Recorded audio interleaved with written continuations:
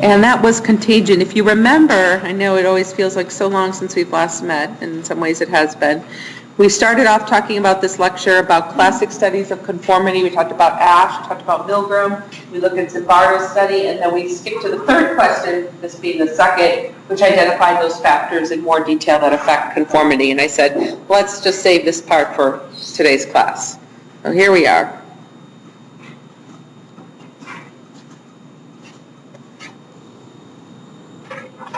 All right. So how many of you have ever yawned when someone else has yawned? You've experienced contagion. Contagion is just the tendency to catch another's behavior or feeling. There's a special kind of contagion that we're going to talk about, which is empathy, which is matching people's emotional state. But contagion in its most general sense or definition is just matching somebody else, piece by piece. So a lot of you are probably familiar with the effect that when an infant cries, a young baby, if it's in the nursery, all the babies around it start to cry. It's a form of state matching. It's a very early form of what we think of as emotional contagion. Because a child can't yet think offline, can't think about what it is for another child to be distressed, they haven't developed those frontal lobes that are necessary for that kind of abstract thinking. The way they can experience it and relate, since relating to other humans is such a key fundamental thing for us, is to actually put themselves in that state. And then they can use that state in some very primitive way to understand what the other baby might be feeling. So another baby's crying, they don't yet know what it's like to cry without actually crying, but if they cry, they can use their own state, probably through this embodied cognition mechanism, to realize, or somehow in a very simple way, bond with that other individual. That may be the basis for empathy, where empathy is probably the most complex form of contagion, where you actually can relate to somebody else's emotional state without experiencing it. So let's say you are talking to someone and they just say that they broke up with their boyfriend or girlfriend. You probably know exactly what they're feeling or close to what they're feeling because presumably you've gone through that too. So you can use that as a source of knowledge to inform you. Just as if you see somebody smash their hand in the door, you don't have to smash your hand into the door to know that it hurts, right? You've learned that from experience. You've learned that from all of the years that you've spent on this earth observing people and probably also smashing your hand in the door.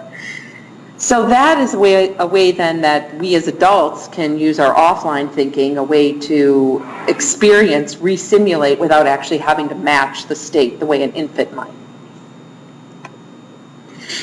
It turns out that contagion actually very likely has a biological basis. This comes in the form of mirror neurons. Has anyone ever heard of mirror neurons? Did you cover this in cognition? No. Biological bases, okay. Was it? Okay. So what do you remember about mirror neurons? Nothing, okay. What do you remember? Say something that'll trigger. I can't remember. I know it was on a TED Talk. TED Talk, yeah. Anyone else heard of them? Remember from 1 to 1? Forgot what they are. Okay, well, let's go over them. So mirror neurons were first discovered, actually, in monkeys. So I got a picture of a monkey here. What happens, these are cells, neurons, brain cells, that fire both in response to performing an action and also in response to watching somebody else perform that action. Which is to say that if I am taking a drink from my water bottle and I watch you hold up your water bottle and take a drink, my brain is firing in a very similar way. In fact, these mirror neurons are mirroring the activity. That means I don't actually have to experience anything. I can experience it vicariously through watching you do it because my brain is working in the same way that yours is, even though you're the one doing the action. So it's really cool for the first time we have a biological basis, at least a potential mechanism, to explain how we might engage in empathy. Because now I don't have to actually do what you're doing to know how you feel. So what you see here is some of the original data I just took from my intro textbook is, again, discovered in monkeys. I'll show you a video in just a second. Here's a monkey opening a peanut. They're reporting directly from some cells within the monkey's brain. The reason why we don't do this in humans because it'd be unethical to do cells self-reported. Although, let's see, you can do it in a monkey.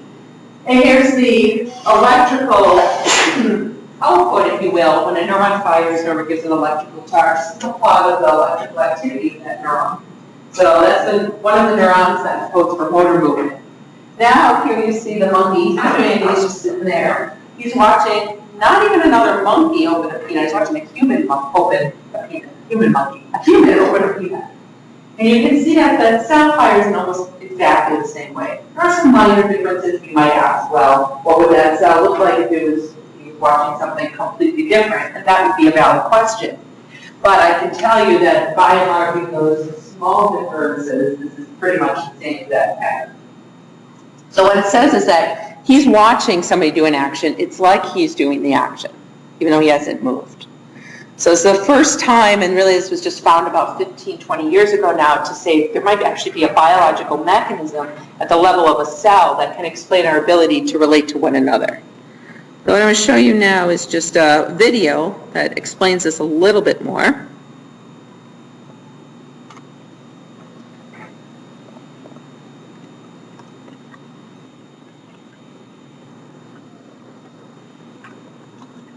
And hopefully it will work. All right. Had some problems with my videos today.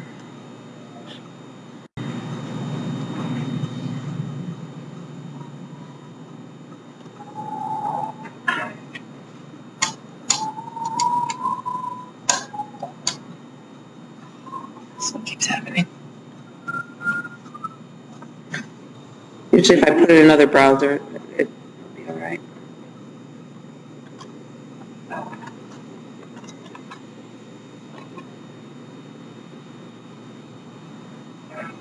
Hello. Gaze into a mirror, and what do you see? Well, I see my face, of course, but in my face, I see moods, I see shifts of feeling. We humans are really good at reading faces and bodies, because if I can look at you and feel what you're feeling, I can learn from you, connect to you, I can love you. Empathy is one of our finer traits, and when it happens so easily, perhaps because, and this is brand new science, this is just out of the lab, we may have some special circuitry in our brains that helps us whenever we look at each other. Ask yourself, why do people get so involved, so deeply involved with such anguish, such pain, such nail-biting tension over football?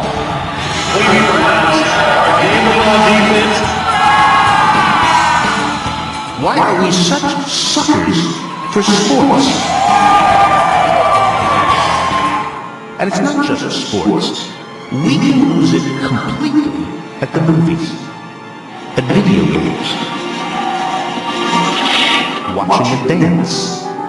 Is there something about humans particularly, that allows us to connect so deeply when we watch other people? Watch them moving, watch them playing, watch their faces. Well, as it happens, scientists have an explanation for this strange ability to connect. It's new. It had never been found on the cellular level before. A set of brain cells found on either side of the head. Among all the billions of long branching cells in our brain, these so-called mirror neurons have surprising power. What we found is the mechanism that underlies something which is absolutely fundamental to the way that we see other people in the world. And it began entirely by accident at a laboratory in the lovely old city of Parma, Italy, where a group of brain researchers was working with monkeys. And they were testing a neuron, a brain cell, that always fired this sound whenever the monkey would grab for a peanut. So the lab had all these peanuts around, and whenever the monkey made its move, the neuron would fire. Scientists are hearing a neuron that is essential to motion. It's a motor neuron. Then one day the monkey was just sitting around, not moving at all, just sitting, when a human scientist came into the lab, and when that scientist grasped the peanut, the monkey's cell fired. Now, the monkey had moved. It was the human that had moved, suggesting that this neuron up here couldn't tell the difference between seeing something and doing something. Seeing and doing were the same. Or more intriguingly, that for this neuron, watching somebody do something is just like doing it yourself. The head of the lab, Giacomo Tzolaki, thought, Wow. The signals when you fire balls, when the monkey observes something, and when the monkey is doing so. It's almost unbelievable. It was surprising because this cell which was involved with motor planning for the monkey turned out to be interested in the movements of other people as well. Some people call them monkey see, monkey do neurons, but the name of the stuff is mirror neurons, because with them, the brain seems to mirror the movements it sees. This accidental discovery got scientists thinking, doing more tests, and it soon became pretty clear that this is not just a monkey thing, it's a people thing too. We all know that humans learn by looking and copying. That's what infants do. First you look, then you do. And once you've watched and copied and learned a set of moves, you not only have them in your head, if you see somebody else doing it, you can share the experience. They know the moves, you know the moves, so you can move with them. If you can use the years of training that you yourself have done, learning to crawl, then learning to walk, then learning to eat, this is an incredibly rich set of knowledge that you can apply to the problem of actually seeing what's going on. So that's why when I head down the street carrying all of these packages, not only do people watch, look how they're watching. They feel my predicament. Because they know what it's like to carry heavy packages. They all know about carrying. So as they watch me moving, they can feel themselves moving. Their neurons are mirroring the action.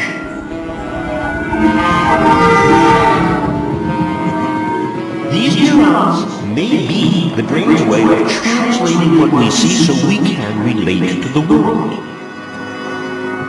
The mirror system is the way that you tap into, the way that you harness your own abilities and project them out into the world. And people are really good at watching and translating what we see.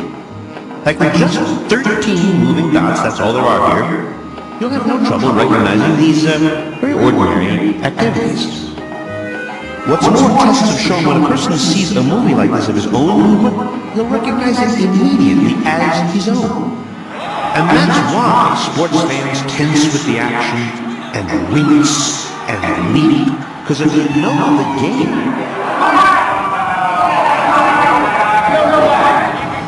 then your neurons are firing as if it's you playing, giving a whole new meaning to the phrase armchair quarterback. That's why it's so easy to be a sports fan. But there is more, suggests UCLA professor Marco Iacoboni. He thinks mirror neurons tie us not just to other people's actions, but to other people's feelings. So the idea was to try to figure out how the emotional system and this motor system are connected together. So he goes on in another video, which I don't think we have time to play, to elaborate on this idea that could be the basis for something more complex like cognition, like empathy, sorry. So let me just jump out the video for a second into the PowerPoint. So really, this was the first time, and this was discovered, I think, right around 1999, maybe 2000, that at a cellular level, we could see the shared, really basis of things we've been talking about, like embodied cognition. This might be how it works at a cellular level.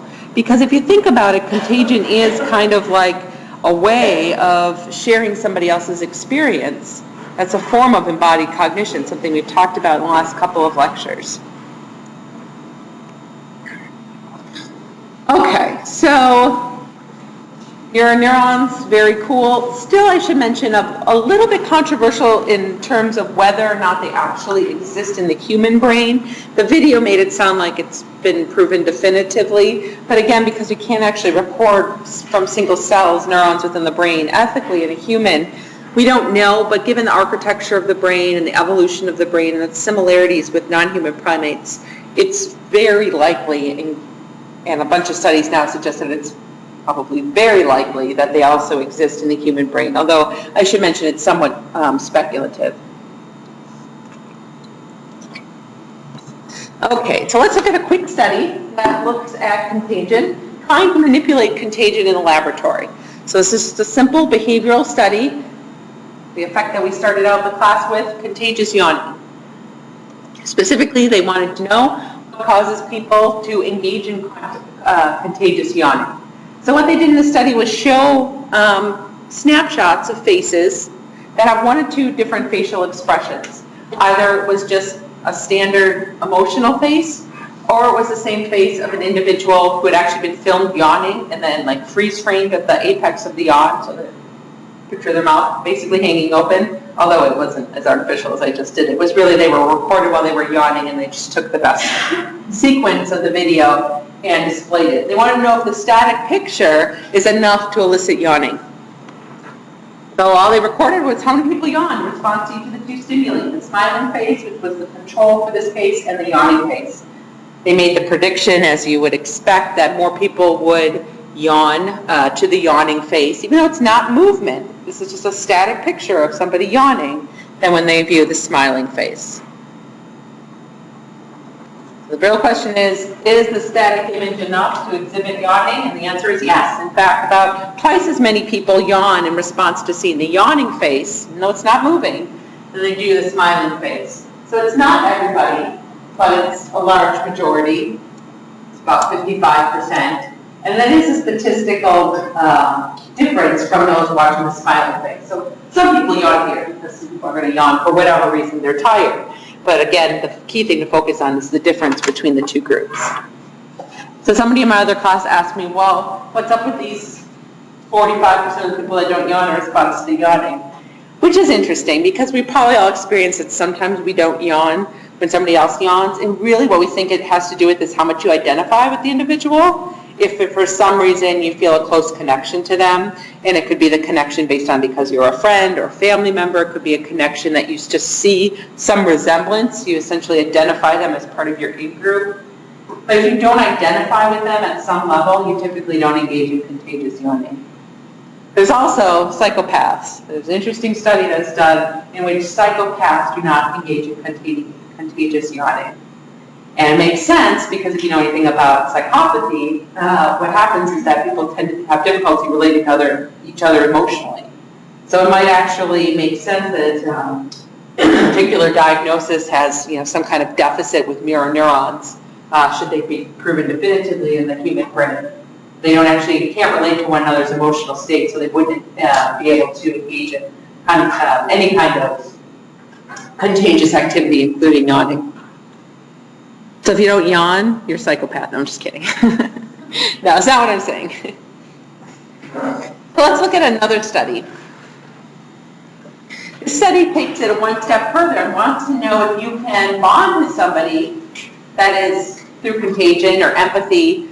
Does it actually translate into helping behavior? Not just copying their behavior, but do you actually bond with them and help them? So in this case, does mimicry promote helping?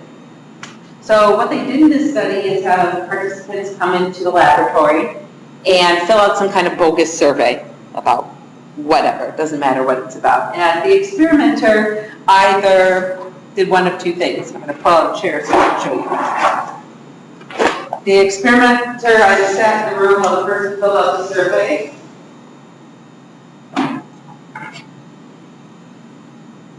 and copied the person, suddenly what they're doing. So if they were writing with the right hand, they can pick up the paper, cross the legs and cross their legs, and they basically copy what the person was doing. Or they just sat there and did nothing. I know it sounds really creepy, it's going to be creepy towards you. But people actually were asked, did you think that the experimenter was mimicking you? And they don't report that they felt creeped out that the experimenter was actually copying them. It's very subtle. The question is, does the brain at some level realize that the person was doing the same activities? And if they do, that's a form of contagion, would they actually then translate into being more empathetic or more helpful? So that's the independent variable, whether or not the experimenter copied the positioning of the participant. And then the experimenter, we finish up your survey, I come over as the experimenter to pick it up, I'm carrying a stack of pens, and I pretend to drop all my pens. And the question is, do you help me pick up my pens? Then they made the hypothesis that if you were a mimic, even though you didn't know you were a mimic, at some level your brain recognizes it through this process of contagion, you'd be more helpful because you had bonded with me, essentially. And they weren't aware of it, so you'd pick up more pens than if you were not mimicked. Sounds silly, right? But it works. In fact, about twice as many pens are picked up from people who were assigned to the mimicry condition, who had just been mimicked, than those who were assigned to the no mimicry condition, which they just sat there and filled out the survey and weren't mimicked by the experimenter. Now, of course, again, some people in this condition pick up pens. Some people are going to be more helpful than others. So you're focusing on the difference between the two groups, which is most important here. So this raises a really interesting question. So it's basically saying, or a very interesting finding, you don't even have to be aware that you're bonding with somebody else or that you're experiencing these shared mental states. Your brain can do it without your awareness, because these people reported they weren't aware that they were being mimicked. So the final thing then, before we turn to the next topic, is to talk about something called the chameleon effect. So we all have this natural tendency to mimic each other's, especially people that we like or that we see some affiliation with, people that we can identify as part of our in-group. In fact, if you've ever met somebody and you befriended them, and maybe they came from a different part of the country, or they spoke a little bit differently, or had a distinctive way of dressing, you probably found yourself, as you grew to like them, to copy their speech patterns, whether it be the intonation or the way they pronounce a certain word, or maybe what they wear. And essentially what you're doing is promoting this bonding by copying them, even in very subtle ways, like picking up nuances of their language or what they might wear. So it turns out that if you like somebody and you engage with them, you'll tend to bond with them, probably through these processes that we've discussed, but the reverse is also true. So let's say you don't like somebody else, and you mimic that thing that you don't like, and then you ask how you feel about that person. You actually report disliking them more. So usually if you copy something positive, you report liking the person more, like in the experiment we just said. But what this is saying is this is double dissociation. If you copy something negative, it makes you less likely to engage with that person. So it goes both ways. How many of you remember a case in New York State, probably 3 years ago now, about a group of high school girls who all developed this tic disorder? You remember this? Okay.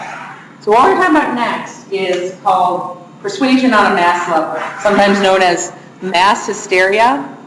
It's actually more appropriate name, conversion disorder. But it's a form of suggestibility.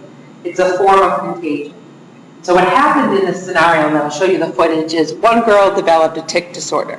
We don't really know what the initial cause of the tic disorder is. There's some speculation now. But what's interesting for the purposes of talking about contagion is that people around her, for no biological culprit that they could find, started having tics as well. And what we think is that basically people embodied her state, people that connected with her at some level. Most of them were her friends, not all of them. But she was a high school person that was very popular, and she was an athlete, a good athlete, a good student, so people knew of her. If you didn't know her, you knew of her, kind of thing. And so slowly, like 14 or 15 different people all started to develop the same disorder that she had. And there was no biological reason, because they investigated everything from a virus to something in the water to something in the air, what could be causing all of these girls. And they were almost all girls to have these symptoms. And what we're left with, and you'll see in the video, is just conversion disorder, which is a psychological bonding that happens at such a mass level because you identify with a person. So it can mean something as simple as copying their dress to something as severe, in this case, it's embodying their disease or the disorder. So let's take a quick look at that video. And they were on Oprah a lot and a lot of other kind of like talk shows, news programs. And then kind of the hype faded. And to be honest, I haven't kept up to know what happened in the last 2 years. So if anyone has followed the story and knows, you can let me know. So that was the headline there, and then as I scroll down, you'll see the video. It reached up to, I think, 15 or 16 girls at the height of it. 2012. So what I'm first going to do is show you an interview with Anderson Cooper and Sanjay Gupta, who are talking about the case, and then I'll actually show you the footage from the girls. Didn't they think it came from like a shop initially? He thought of all kinds of things. So he raised, in fact, in the video, Gardasil, because all these girls well, that's the thing, they all hadn't just gotten the Gardasil vaccine. But the Gardasil vaccine is usually administered to high school age girls, so they thought, well, maybe it's the vaccine, because one of the possible side effects is movement disorders. But the problem is, and you'll see Sanjay Gupta address this, not all the girls who got the disorder ever got the vaccine. So it's like they went through every possible known thing one by one, and they cannot find any biological reason for this.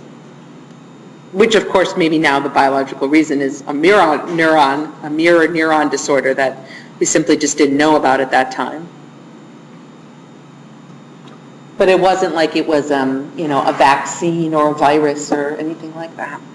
I found an apartment right on the water. All right, we got to watch a short little It was perfect. commercial This is the here. place.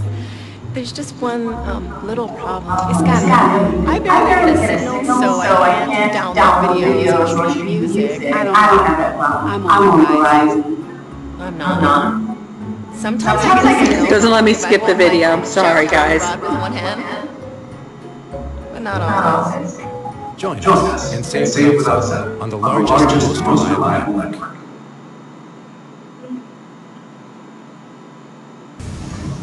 Sanjay, I find this really bizarre, the idea that these girls could have the same symptoms in the same school, but so far it seems like no real explanation. What factors in the state help them ruled out?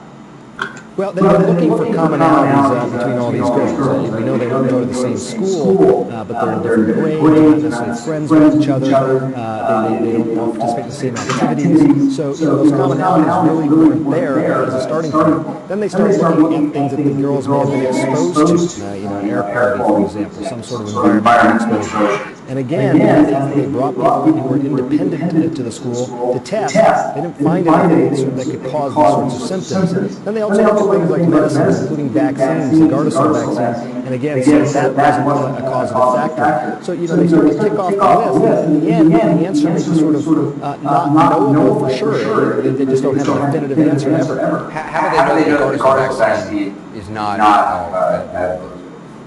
Well, simply because not all the girls got the Gardasil vaccine. This was a prominent theory. A lot of people saying, look, Gardasil could cause side effects like this, and this is something they explored. But simply, Anderson, there were girls who had these symptoms who did not get the vaccine. There are also reports that the girls are being treated for stress, and health officials told us their symptoms are getting better. Can stress cause all kind of symptoms?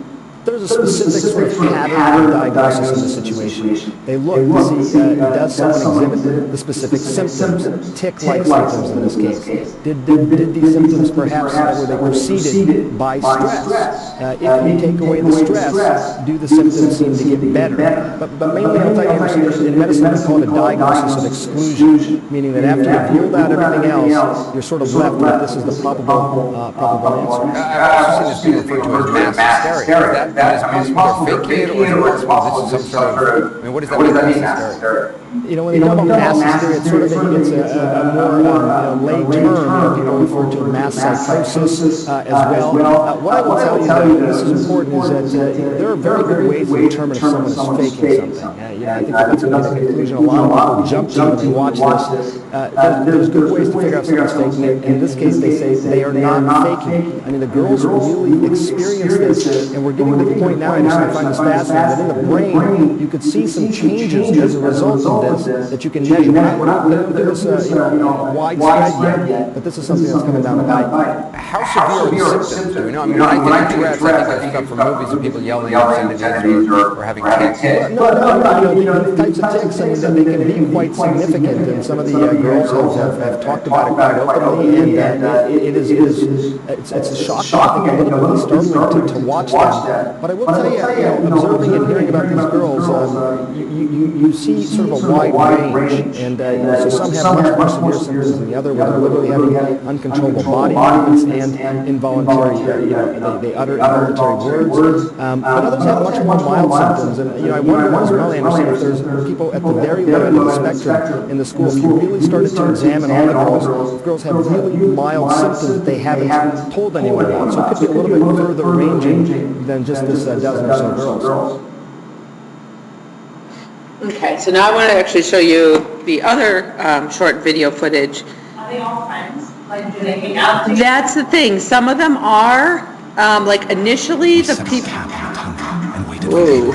Initially the what's going on? The field of battle was thick with smoke. Hold on. As our battalion charged forward. I don't know what's playing. Hand to hand. The Dave said she ran down the alley. Where's the gunshot?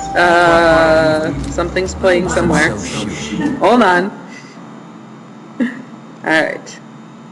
Okay, we got it turned off.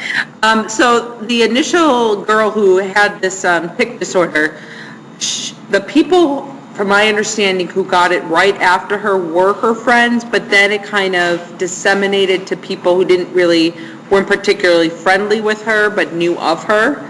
And so again, I think what we have here is somebody who was very prominent in the high school, and so people that were affected could be affected because they know about her and they know what she's like without actually knowing her personally, if that makes sense.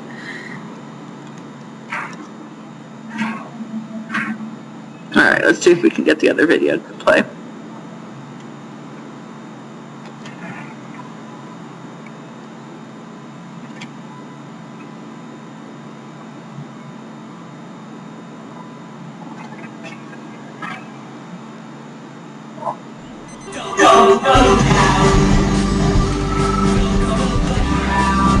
All right, we have to watch another commercial.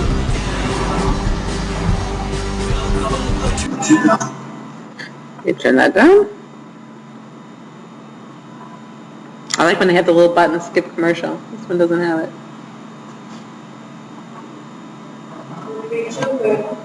What's that? It would be too good. I know. Knowing that right now, It's up top. Okay, here we go.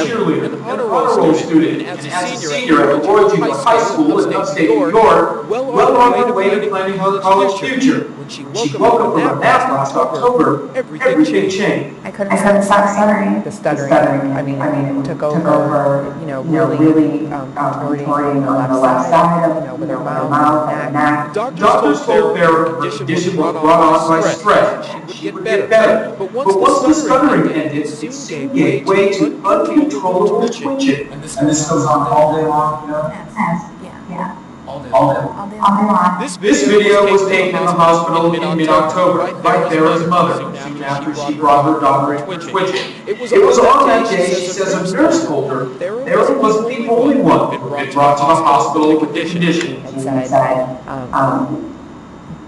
not to alarm you, but somebody needs to contact somebody because you're the fourth girl that come in with us. In all, health officials say 12 girls from Roy Junior Senior High School have exhibited similar symptoms. The girls were from different grades. Some didn't know each other, but they did, including Vera's friend, Lydia Parker. Last time I went to the neurologist, they said that they're not sure that they'll keep looking into it. But besides that, they haven't told anyone anything. Hundreds of parents met with health officials and said tests showed no evidence of any environmental factors at the school. More tests ruled out infection or communicable diseases. So what is going on? A doctor who has evaluated 12 girls says it's a conversion disorder. What happens there traditionally is some kind of stressor or multiple stressors that provoke a physical reaction within the body. This is unconscious, it's not done purposefully, And it's almost like thinking that the stress wells up in your body has to come out in some way, shape, or form. Dr. Jennifer B. could not explain why the disorder typically affects women, why it would happen in a group. Era doesn't believe stress triggered her condition, and her mother worries whether time is on their side. She does not have time for I feel or guesswork or anything like that. She's deteriorating. It's okay. I don't know if that's just happened. Until doctors can do something. Sarah says she hopes one day she'll just wake up and be herself again. Jason Carroll, CNN, Leroy.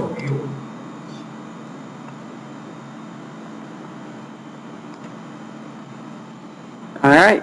So it's weird. It's really weird. And, everybody's like, well, okay, so these girls are faking it. Well, I don't think anybody thinks that they're faking it. They're not, and as the first video said, there's good ways to know if somebody's faking a behavior. Nobody has actually been able to show that they're faking it. So it's a real disorder.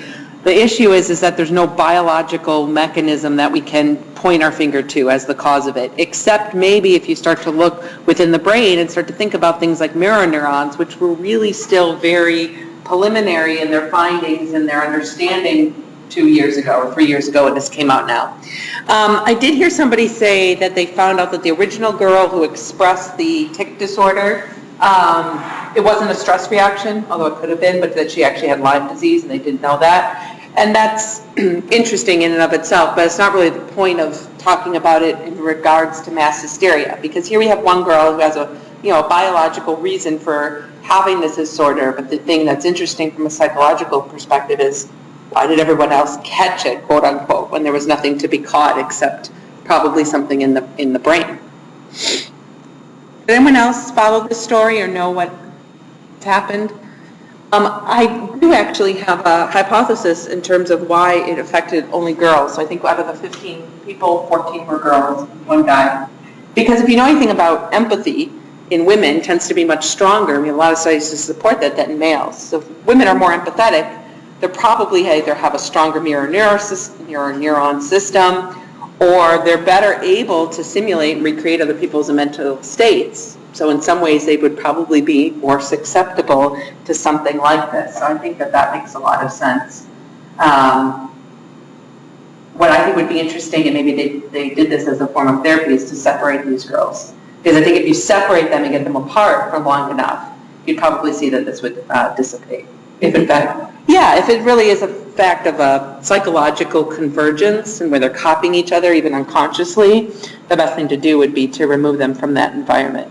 And I'm assuming that was probably part of the course of treatment at some point, but I should really Google it and follow up, but I haven't done that. But even if they said that they showed stuff in their EEGs, so if it's just like a mimicking disorder, how would it show activity in there?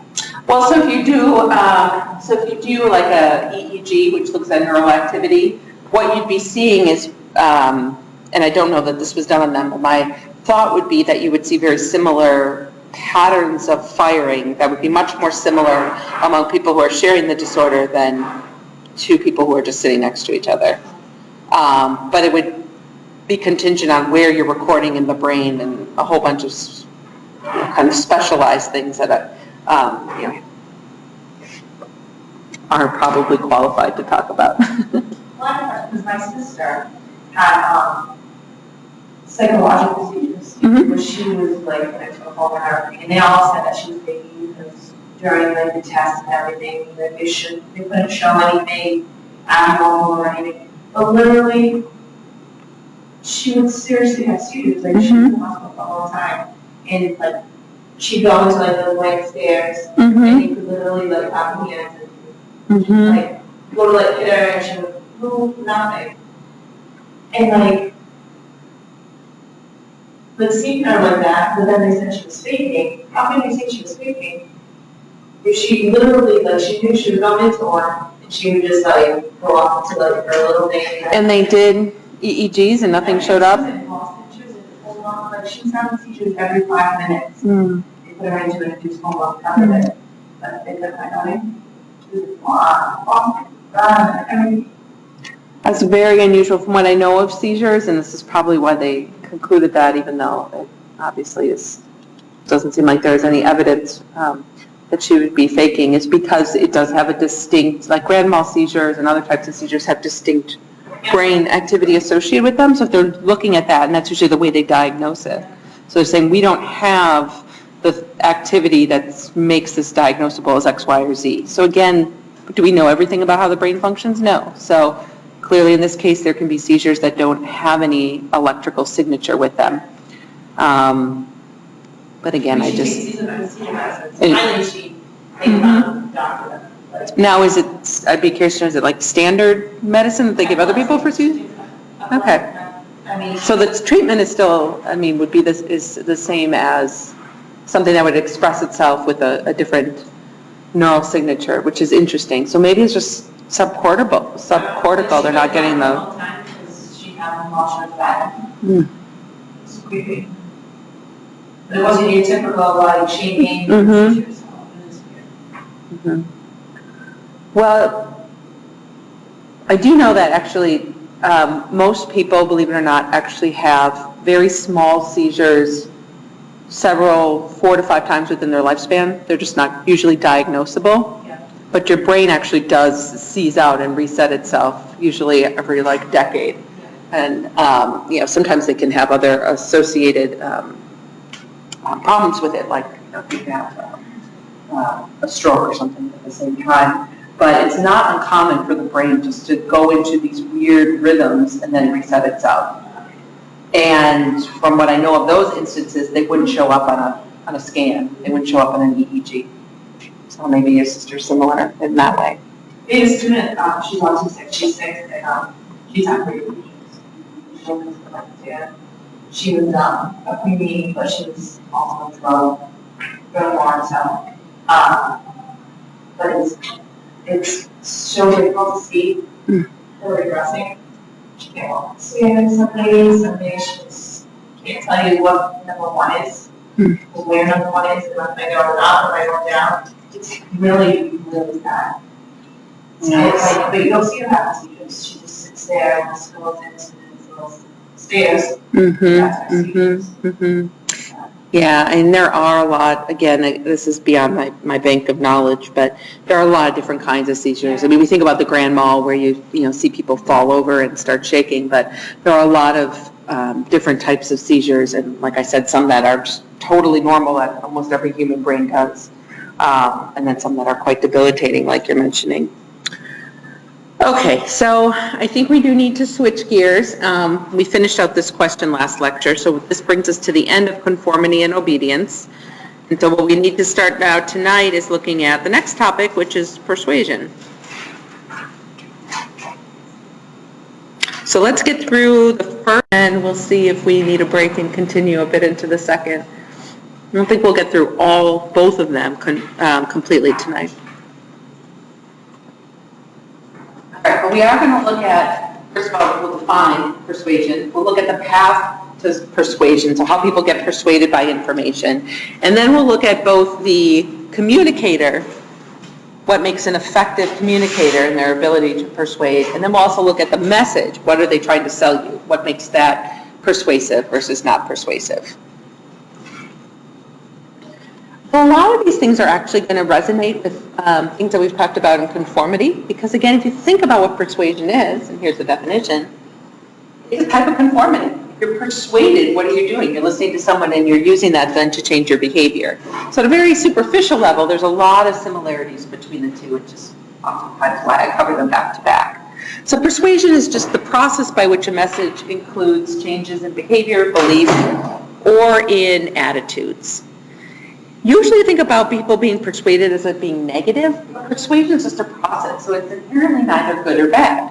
In fact, me standing up here, giving you information, persuading you that this is how the brain works and this is what you should know about social psychology is hopefully a good type of persuasion in the name of academia and education. Usually though we have these negative connotations that come up when we're talking about negative persuasion, things like propaganda.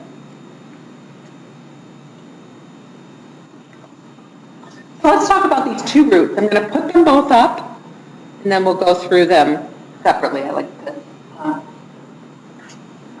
juxtapose them together, though. So the first root is what's called the central root. The central root really focuses on the message, the content. What are you trying to be persuaded? What's the argument? What's the product? The central root is what we call very reflective. In fact, if you go back to that book that I've mentioned now several times, Thinking Fast and Slow, about this fast root of cognitive processing that we have and the slow root, the central root works via the slower root, because what it does is actually take your evaluation of the argument into consideration. In fact, if you can persuade someone via the central root, you're more likely to keep them engaged in that, to have long-lasting or enduring change. But we also know that we're persuaded all the time by other things that work by the peripheral root. Peripheral root are things that aren't about either the argument that somebody's giving or the product that they're trying to sell, but things like how quickly do they speak? How good looking are they? How flashy is the item that you're supposed to buy? Things that catch your attention. These are all what we call incidental cues. These are the things that cap that fast route of processing, where we make these snap judgments and don't really reason through logically why we're being persuaded, but they still capture our attention and they still affect our behavior. Just like those heuristics, which was that fast route of processing that we talked about in behavior. So if this root is more explicit and reflective, the peripheral root is much more implicit, which means unconscious. You're not aware of it. You can't really report that these things are affecting how you feel or your buying habits, but they still matter. It's much more automatic as well. I also have this point here about stock phrases, increase persuasion. So a lot of times what marketers will do is repeat themselves, repeat what it is that they're trying to sell, or they'll capitalize on messages that you don't really need to pay all that much attention to because you kind of know what's coming. So for instance, if somebody in a commercial says, well, the experts say, your brain is caught by that attention. It says, experts, oh, that must be good. So you're not really listening to what follows. It's just caught the attention. It's caught it peripherally by using some type of stock phrase. What that does then is open your brain to follow whatever comes next and to be more susceptible to taking in that information. So both of these roots affect our ability to persuade it. Some people are more affected by one root than the other, but I don't think that it's, in some instances, it's just one or the other. I really think both of them are working to affect how we process information and ultimately how we're going to change our behaviors.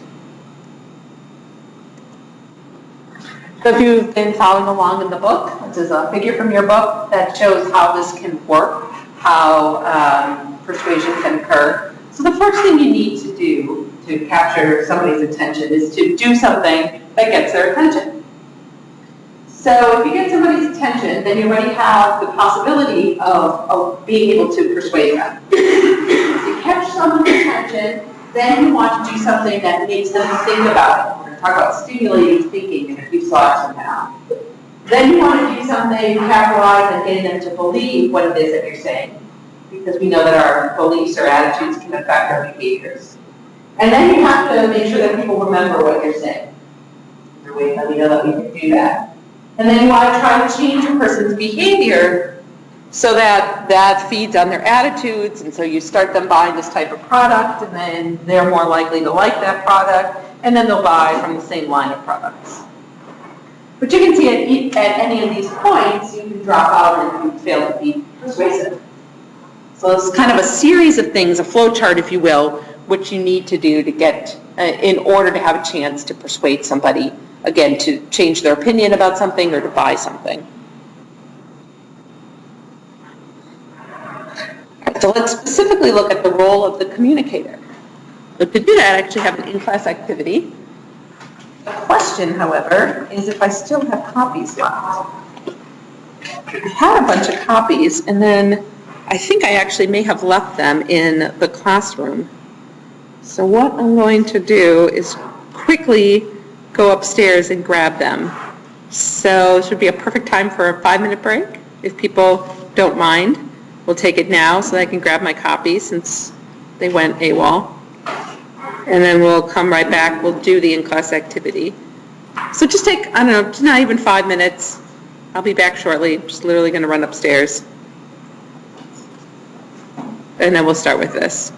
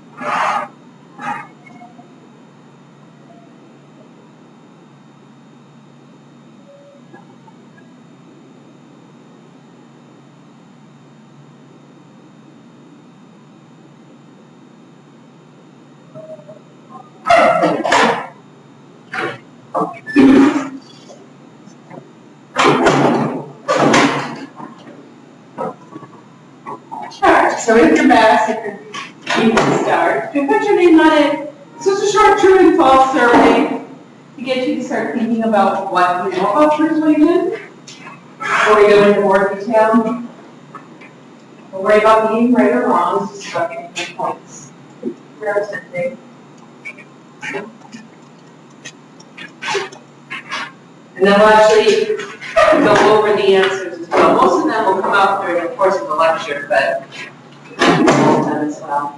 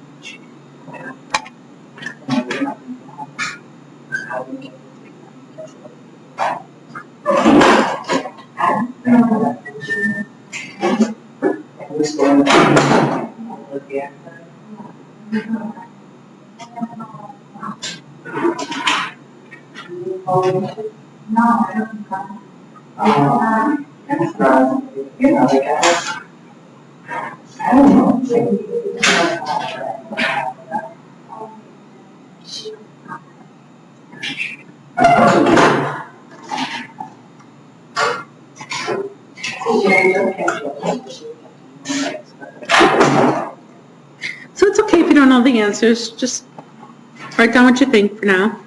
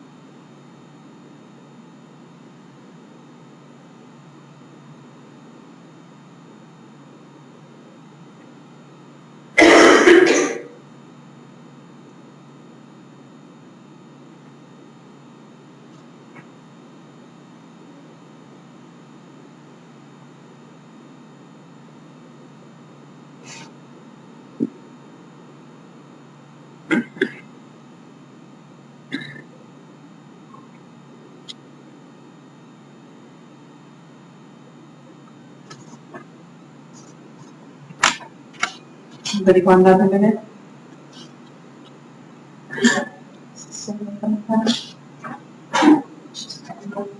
She's what? She's printing.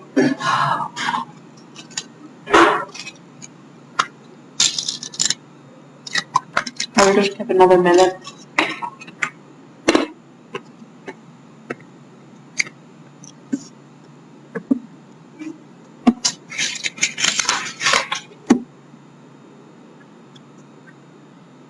All right, so before we talk about the communicator and the message, let's see what you guys came up with for this. I'll tell you if you're right or you're wrong. Number one, fear-arousing messages are generally ineffective. What do you think? Call it out. False. They're actually very effective, and we'll look at why in a few slides from now. It depends what you follow up that fear with. I will say that. Number two, speakers who talk fast are viewed as less credible than those who talk with occasional hesitation. That's right. It is false. I had to read it twice. It is false because they're more credible. Actually, rate of speed is highly correlated with credibility. Something we'll talk about in the next slide. Number three, in research to date, messages that acknowledge opposing arguments are always more effective than messages which are one-sided. It's false because, well, it does say always. It should have been, that categorical statement should have thrown you off. But sometimes they are and sometimes there's not. And there's actually clear conditions when a one-sided versus two-sided argument are better. Something we'll also go over in a few slides from now. Number four, in a debate, it's usually advantageous to be the last to present your side of the issue. Depends. Sometimes it is and sometimes they're not. To preview it, it depends on when you're asking people to make a judgment about what the information you're presenting. We'll talk about that in a few slides from now. So is it true or false? It's false, because sometimes it is and sometimes it's not. You like your question. I didn't write it. In reading these, I'm kind of like, some of these are worded kind of weirdly. Number five, political advertising has little effect on voters in the presidential election. True, actually. What predicts who's going to win most major elections is what the person looks like, believe it or not, as sad as that is. That peripheral root kicking in. So actually what they say and how much they spend doesn't all affect. It affects about 10% of judgments, which is a very small proportion. Number six, television commercials for toothpaste and aspirin have little effect on the buying habits of general public. No, they actually have a really big effect. The more trivial the product, the more effect it often has, because everybody has to use it, right? Well, okay. Let's say toothpaste and toilet paper. No, what they're going for is just the everyday kind of things. At least that's what I assume they were trying to go for. Number seven, people's attitudes change considerably during adulthood. People's attitudes are actually remarkably stable. They don't change that much. They change a little bit, but not all that much. Number eight, one way to strengthen existing attitudes is to challenge them. True. That is true. Number nine, associating a message with good feelings, with eating or drinking makes it more convincing. True. We'll look at that as a marketing technique a few slides from now. And finally, similar communicators are always more effective than dissimilar communicators. False. Sometimes they are and sometimes they're not. And again, another factor that we'll look at. So why did I give this to you? Well, just to kind of assess your knowledge, because we often think we know what we're persuaded by, and we think we know how persuasion works, but as we found out, most of us don't know much at all. So let's talk more about it. You'll hand it in at the end of class, so just keep it till then. So let's talk about the communicator, then we'll talk about the message. Communicator, whoever presents the message, has to be deemed as credible. What are the two things that predict credibility? Well, your expertise and your trustworthiness. Are you deemed an expert? And do you appear to be trustworthy? The interesting thing about credibility is that who's credible now because they're an expert won't be credible in 15 years. And who was credible 15 years ago isn't really particularly credible now. So it's a very limited thing to our culture and the current situation and time. While credibility is predicted by expertise and trustworthiness, what predicts expertise? Well, it turns out that expertise is primarily determined by confidence. Not what somebody is saying, but how confidently they are saying it. So I could stand up here and spout a bunch of gibberish, but if I said it in a very convincing fashion, you'd probably be persuaded by it. So good people with good speaking skills, not surprisingly, tend to be better persuaders. What predicts trustworthiness? Again, if trustworthiness is a component of credibility, well, trustworthiness is highly correlated with the amount of eye contact. The more you look at somebody when communicating with them, when trying to persuade them, the more trustworthy you appear. And if you're trustworthy, you're credible. People listen to you. You're persuasive. Rate of speech also determines how trustworthy you are. People who speak quickly are deemed as more trustworthy. So that means if you don't know what you're saying, but you say it fast and you say it with confidence, people are probably going to listen to you. Interestingly, also, you're deemed as trustworthy if you can make a case for why you're not invested in how people vote or what they buy. Even though if you're selling your own product, you are invested. But if you can go out and show people by maybe presenting the competition or acknowledging that you have a choice in the products that you buy, somehow getting people to think that you're not trying to sell them something is the best way to sell them something. There's an effect known as the sleeper effect. And what this is that when we remember that we don't like something, but we don't remember why we didn't like that. And so what our brain does is trick us into actually adjusting our attitudes. So because we can't remember the reason why we didn't like that commercial or that book that we read, but we just know it had left a bad taste in our mouth, we actually adjust our attitudes because we don't have a good reason. What does that do? It sets up that cognitive dissonance that we talked about. In order to reduce it, you change one thing or change the other. So we remember we didn't like something, we don't know why. We actually are kind of persuaded by it in the long run because we don't have a good reason to blame our dislike on. So it's actually really effective just to create an emotional response, even if people don't know what you're trying to sell them, because they remember the emotional response.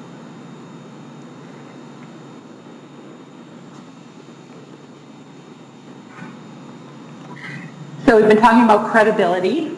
Let's look at a study that looked at credibility and specifically manipulating trustworthiness. One way to manipulate trustworthiness is by what a person looks like. What does he or she do? And is the amount of credibility in terms of what he or she does it always make you more persuasive, or does it depend on the type of complaint? So there's kind of two things that are happening here, and I'll tell you the setup of the study because it's a little bit weird before I actually go through the variables. So in this study, they capitalized on renters, people who rent their apartments, and most of you, including myself, have rented at some point. And we all know that things break. And you go to maintenance and you complain about the thing that broke. So in this case, the refrigerator broke. And the complaint could either be one that was considered justifiable or non-justifiable. That's the first independent variable. And in the justified case, the refrigerator breaks because the door falls off. It's something very clear that can be fixed. So you go to management and you say, my refrigerator broke and the door fell off. I need you to send out a repairman to fix the door. So you're giving them a very clear set of instructions. In the ambiguous situation, your refrigerator broke, but you don't know why. So go to management and say, my refrigerator broke, can you send somebody out? I don't know what's wrong with it. That's what's considered the ambiguous situation. The other independent variable is how you go and you make your complaint. Specifically, what happens when the repairman comes out, supposedly does something to fix your refrigerator, and then it doesn't work. So now you go back to management and you say, my refrigerator is still not working. And you either scowl and get angry about it, or, which is a way to manipulate your credibility, specifically your trustworthiness, or you give a control expression. In this case, you frown and you look sad about it. So the question is, does getting angry and scowling always make your complaint seem more important, more justified? Or does it matter on whether or not the situation warrants it? So you can think about the situation warranting maybe anger when you give a clear set of instructions and they haven't been followed. So let's say the repairman comes out, you tell him to fix the door, and he fixes the light bulb. So of course, when you go back to management and you say, my refrigerator still isn't working, you know why. It's because you told him to fix the door and he fixed the light bulb. So that'd be a justified complaint. Whereas in the biggest ambiguous one, remember, you just said, my refrigerator's broken and I don't know what happened, send somebody out. So the guy takes an honest attempt, he fixes something, it doesn't work. And they make the prediction then that participants will be perceived as being more credible when they act angry compared to the control expression, which was sad, but only when the complaint is seen as ambiguous, not when the complaint is justified. In fact, the prediction in this, the reverse prediction would be that if you add anger in a situation that's already justifiably angry, it makes it worse. Why do you think they would make that prediction? What do you run the risk of if the situation already is one that's justifiably angry and you add anger on top of it?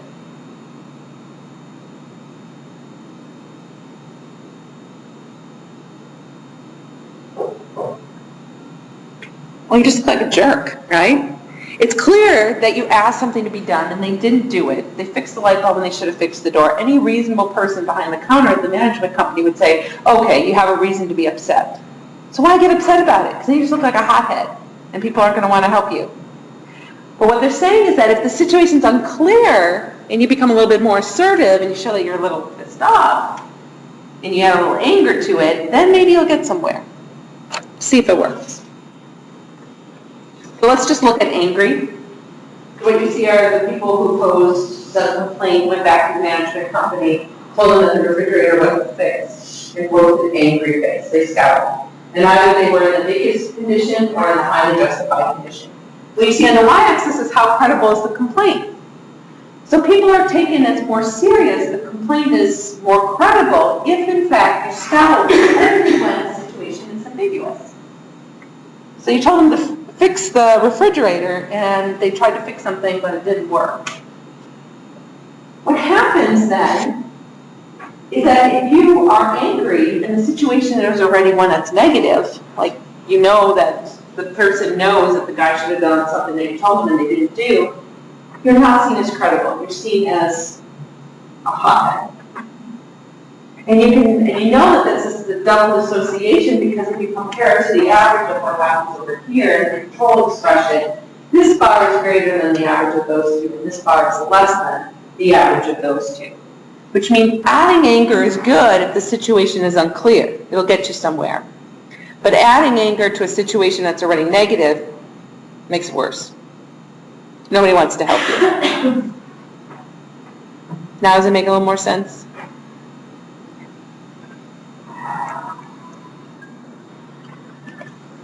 All right, so let's talk about similarities with the communicator. Talking about characteristics of the communicator, credibility, trustworthiness, expertise.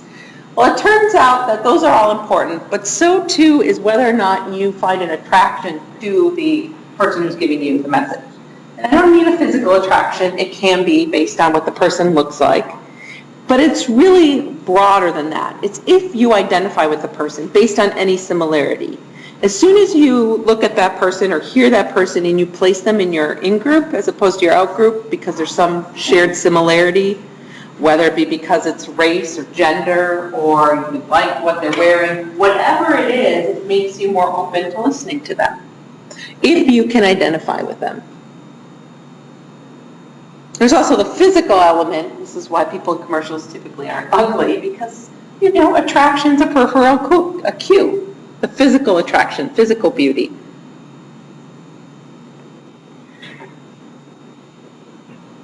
So anything that you can do if you're trying to sell somebody something, or sell yourself, sell an argument, is to try to find a connection with them. If you connect with them, they're more likely to listen. They're more likely to be persuaded. In fact, what I have here next, this is kind of like, is figure from your book that says the 6 principles of persuasion. Some of them we've just gone through. Some of them are more novel. Just go through them again. And then I like this slide because it tells you how to apply this principle. Principle of authority, something we talked about. People defer to people who are credible. So they look for credible people to sell them stuff. Again, credibility determined by trustworthiness as well as expertise. So how can you apply that in your everyday life? Well, establish yourself as an expert. Maybe you're not really an expert, but you're going in for a job, but there might be something that you've done in the past to show that you're capable of this. Highlight that. Identify problems you solve, people that you have served. Make yourself seem like an expert. Do whatever it takes. People will be more persuaded by you, by your application. Principle of liking. People respond more affirmatively or positively to people they like. That's that connected similarity.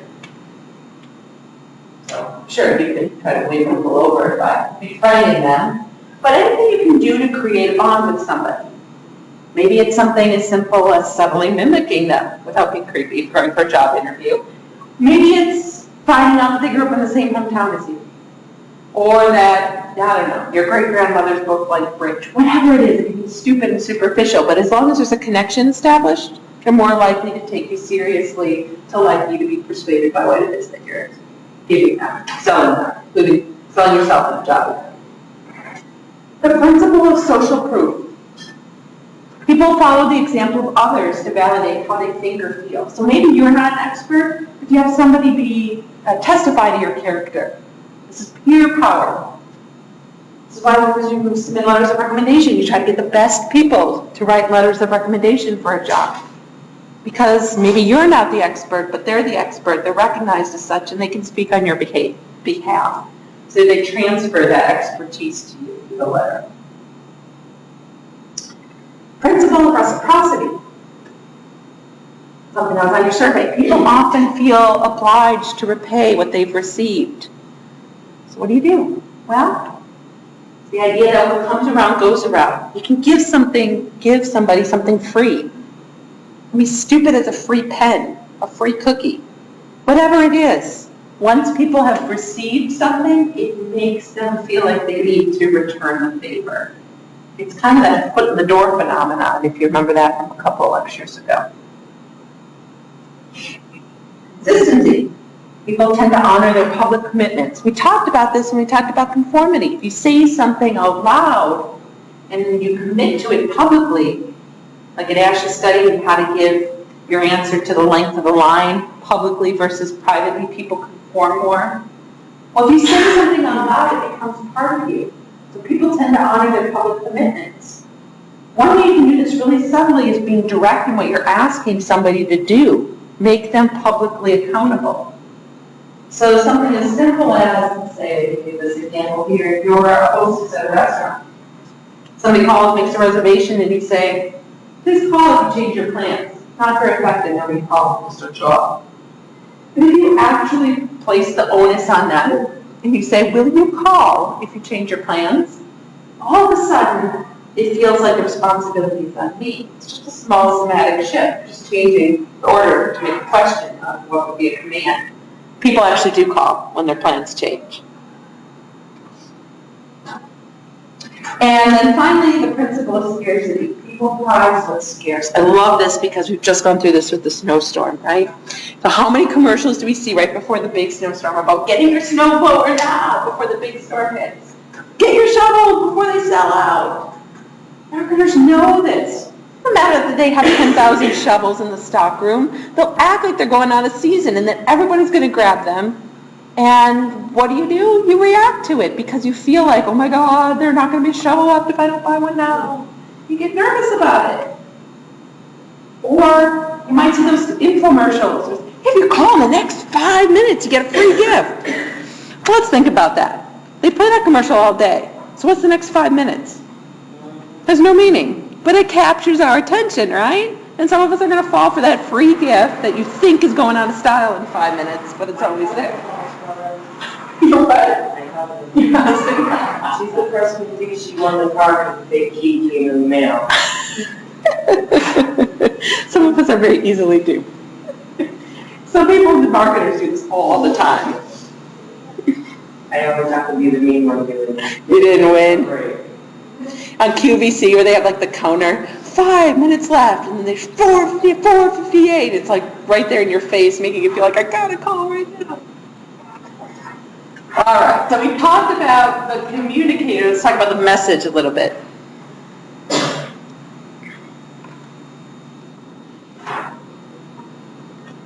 People often want to know, well, is it a good thing to make an emotional appeal? Should I be emotional when I'm trying to be persuasive? Or is it better to be very logical, very analytical?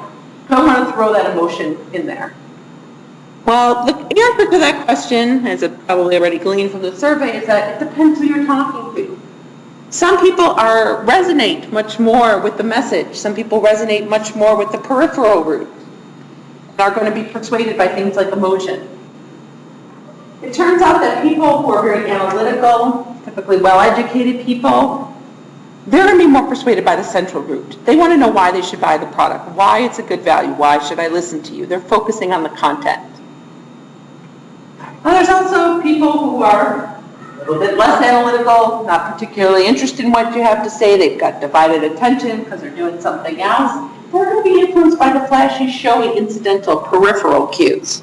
They don't really care why it's a good value. They just want to know what's going to get them, what captures their attention. So I think the answer to the question is, well, you have to know your audience. Here's something else that helps with persuasion. Also on the little survey speaking. Good feelings. They make people like you more. As a result of what we know about embodied cognition, you feel good for whatever reason. They gave you a free cookie, they put nice soft music on, they adjusted the lights just so. They gave you a free pen. If it makes you feel good, you embody that state and then you transfer that pleasurable state onto the message that they're selling them. So all of a sudden you feel good, you like what they're saying, you're more persuaded by it. It's just a really great study where they actually have people evaluate products and they give the people a hot cup of coffee or they give them a cold soda and they see if the warm beverage or the cold beverage makes ratings of the product go up or down. And those who get the warm cup of coffee, controlling for things like do you like coffee and soda, actually rate the object as much more marketable, and they like it much more. Because they're using their affective state to rate the product. They're warm and cozy and toasty and pleasant, and that warmth then translates to the product. So be dubious when you go to one of those, what are those marketing shows and they're passing out free coffee. They're working that principle. And then we talked about fear. The thing about fear is very effective. Again, as your survey said, you have to not raise fear and then just raise fear. You have to raise fear and then provide a way out of that fear. And that's the hook then to buying your product or to listening to the person's argument. So you get people nervous, right? Big snowstorm's coming, but you don't want to just leave them in that state of nervousness because that's not effective. What you want to do is say, how can you reduce that anxiety? Buy my shovel now. And then you won't be left out in the cold and the snow and so on. So you get people a little worked up, a little anxious, a little fearful, and then you give them a way out of that fear. What does that do? It reestablishes control. We know that people like to feel in control of their environment. So you take it away and then you give it back to them. And then they feel like, oh, thank you very much. I really need this product.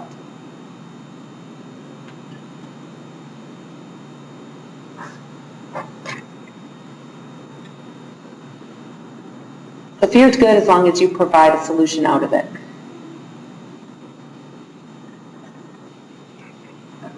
How about extreme viewpoints? Should you come on strong? Should you be an extremist when you present your views? Or should you be slightly more discrepant? Well, you can be extreme and you can be quite persuasive if you're extreme, but only if you're seen as credible.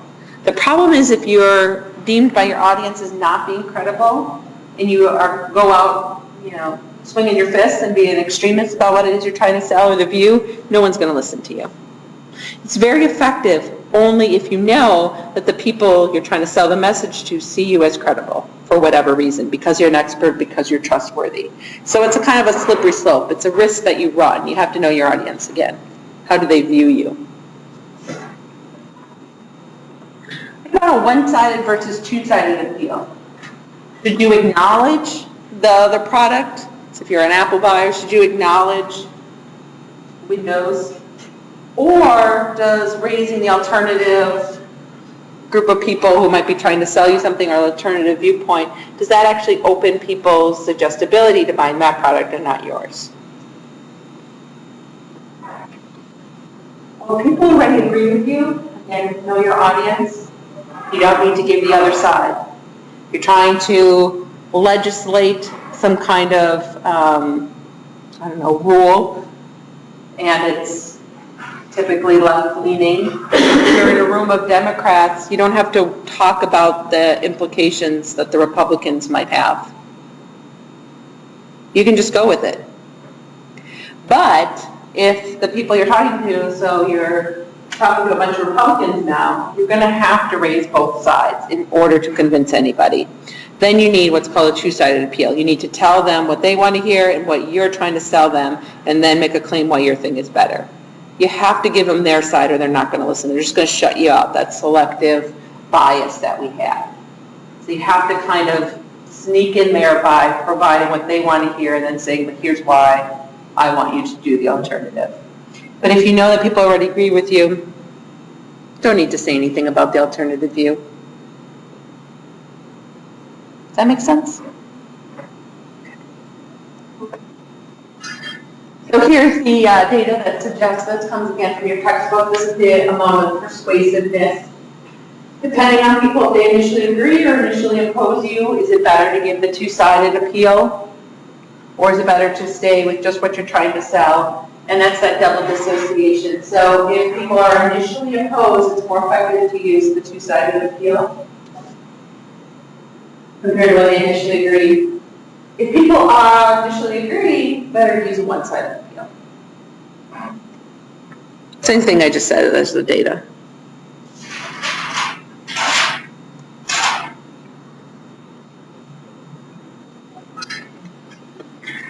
So let's talk about first versus last. If you remember anything from studying memory, whether because you're in cognition and you cover memory or from 101, there are kind of two places of information that get best remembered. Things that come first and things that come last. If I give you a list of words, most people are going to remember the first couple of words on the list and then probably the last word or two, and everything in the middle gets lost. So that's what we're going to talk about, called the primacy and then the recency effect. The primacy effect works on being persuasive because it allows people to remember what it is that you said. Things that come first capitalize on the fact that your attention is fresh. So imagine you sit down in a lecture or in a movie or whatever, you first start listening to your friend, you pick up the phone. Your attention is fresh, it's not divided, you've been reset from whatever it's been doing. Whatever's being given to you during that period of time is most likely going to make it into long-term memory. So this is really effective if you want people to come back to what it is that you're saying and make a judgment at some point in the future, because it will be more likely to be encoded in long-term memory.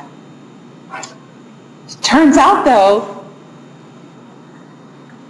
that things that are last also get better remembered, but not because they make their way into long-term memory. It's because they're still they're still sitting in short-term memory. There's a lot of S's, which we call working memory now, if you remember that distinction. So remember, working memory has a capacity, a limit to how much it can hold. So that 5 plus or minus 2 rule that you learned about.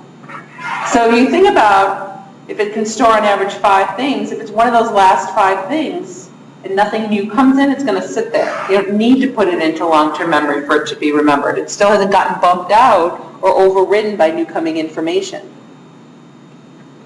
So then this is going to be a really effective place to put your best points or to speak if people are going to make a judgment about what it is that they hear right away after you say it or you present the product.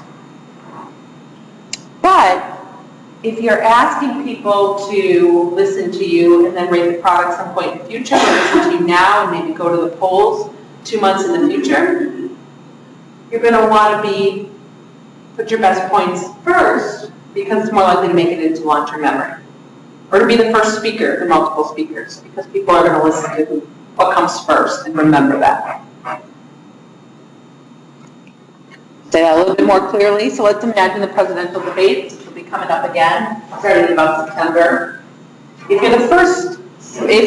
it's the first debate, so the first one in September, if you are trying to be persuasive, you want to speak first and put your best points first because they're most likely to capture attention and be remembered later when people actually go to vote in November. But if it's the last presidential debate, it's the day before people go to the polls, you want to speak last or put your best points last, or hopefully both, because it's not going to get bumped out of working memory, and that's going to be very effective. That's what people are going to remember when they go to the polls. Not because it's stored in long-term memory, because it hasn't left working memory yet. Make sense? So that's why that question on your survey that said always, it's not always, it depends when people are asked to use that information. Is it immediate or is it some distant point in the future? All right. So we have a second half to do. Maybe we can just do a little bit of it and then save part of it for later? All right. We're moving right along. It's good.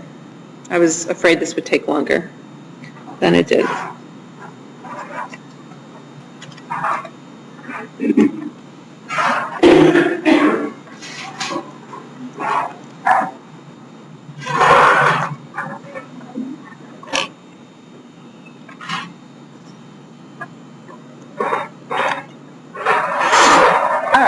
So let's get through the first question, and then we'll save this one for next class period. We'll start group behavior then as well, which is the next topic.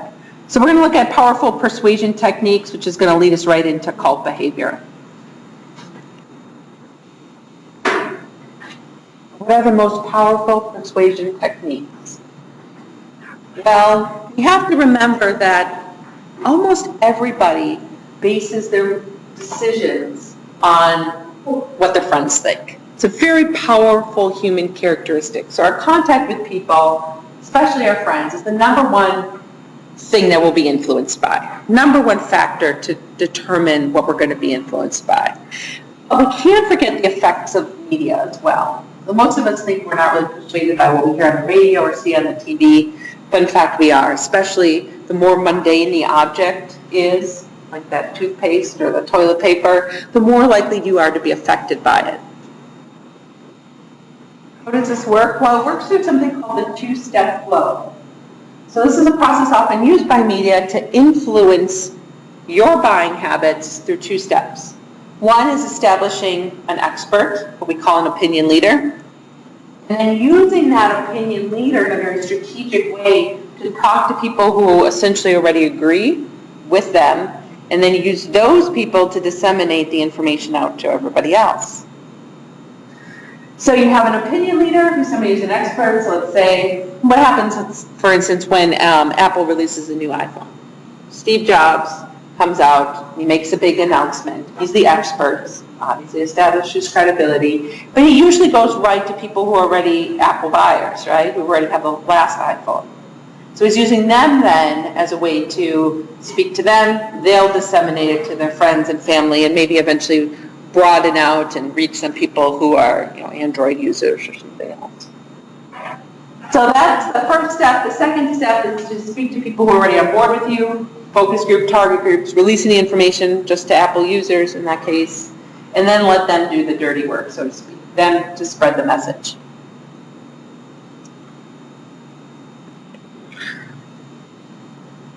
Turns out that some media techniques are more effective depending on what the message is. So another way to think about this, does the medium, how you present the information, actually affect people's ability to be persuaded by it? What you see here, another figure from your book. It's a little complicated, so I'll walk you through it. But if what you're trying to sell is easy, it's an easy message, the best way to do it is to show people a picture or a video, a visual stimulus. That's all you need. If you're trying to make a complicated case, we say it is to tap that central root. The most effective way to present your message is written. So if you have a difficult message, it's better to write it in a pamphlet or brochure, something that people can read. If the message is easy, not a hard sell, best to just do it through a picture or a meme or a video. Why might that be? What's the value of having something written down? You can go back to it, right? So if you're confused by it, because the message is difficult, you have something to refer to. What does that do? Well, it taps that central root processing. You don't have that necessarily with a picture or a video. So if the message is complicated, if there's a lot of information you want to convey, do it in a pamphlet, do it in a brochure. Otherwise, an image might do the trick.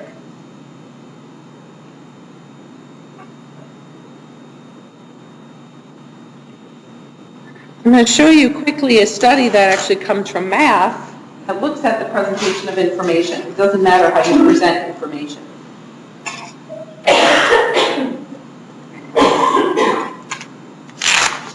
So what they wanted to know in this is, does the presentation, the format of numbers, affect people's understanding of the numbers? And then if it affects their understanding, are they going to be more persuaded by it? So what they did is give people a bunch of information, statistics about why it's important to recycle. They gave figures about how many trees are cut down every year, how many Americans recycle, all of these different figures that you might want to know about to be informed. And they presented the statistics in one of two ways. They either presented it as an absolute frequency or as a percentage. I'll give you an example of both in case you don't remember the difference. So an absolute frequency, they might say something like 28 million Americans recycle.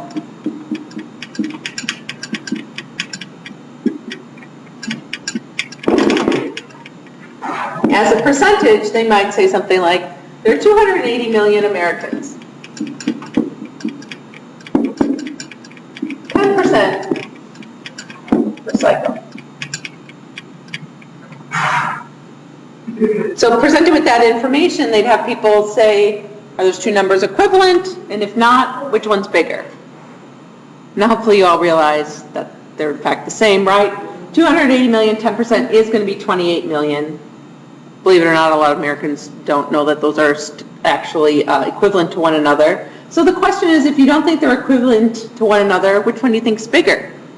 Because which one's bigger is probably going to have more influence on how you interpret the information. It's going to be more persuasive. Well, they made the prediction then at numbers written as absolute frequencies. This guy here, people are going to say that that's a bigger number and therefore be more persuaded by it. I'm not showing you the persuasion as a dependent value, I'm just showing you which number is bigger, but they did collect persuasion as well. Presumably. And yeah, it works. So if you present this versus this, people think this number is bigger on average. And so if they think it's bigger, they're more persuaded by it. Yeah. Would it be because 10% see that it's small? Yeah, I think that's what it is. People get thrown off by this, either because there's more information here to process, or they focus on this at the exclusion of this, then they just don't put it in perspective. It seems really easy to us, but let me show you something that's probably tricked us all before. So if you ever read an empirical paper, and there's a graph in it, and they're showing you two groups, and the groups differ. One's 20, one has a mean of 30. They plot it on an axis, so 1 to 100. The graph.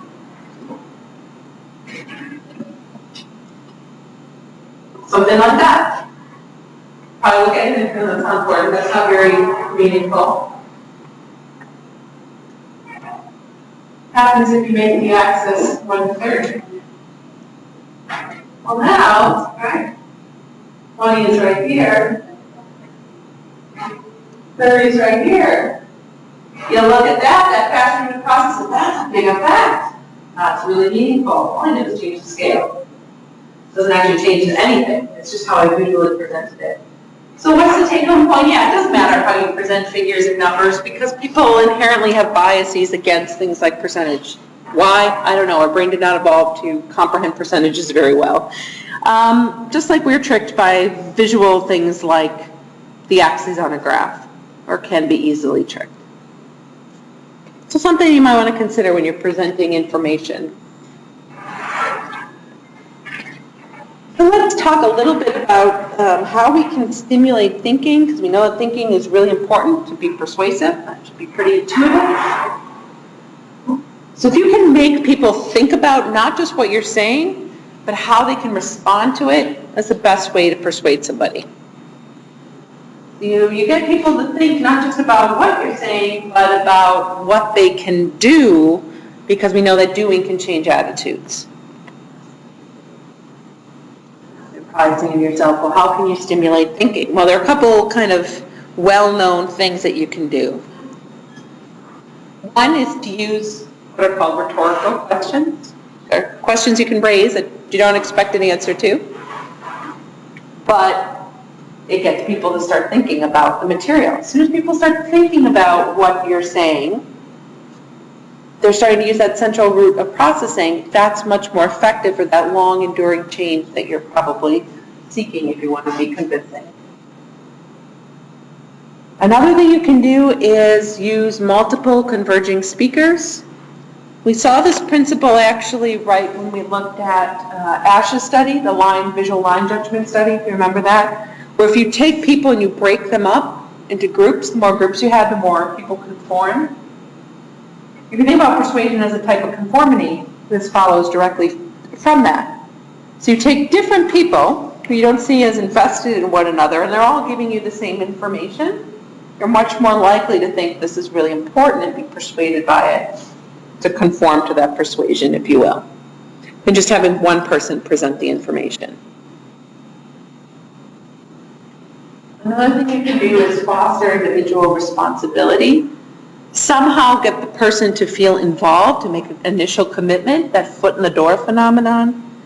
We also saw this when we talked about how people who actually have a personal connection are more likely to engage in a behavior. So if you actually lived through the dorm experience, knowing that the dorms are bad, you're probably going to sign a petition much more than if you'd never lived in the dorms and knew that the dorms were bad. Because you can connect, you can relate, you've experienced it.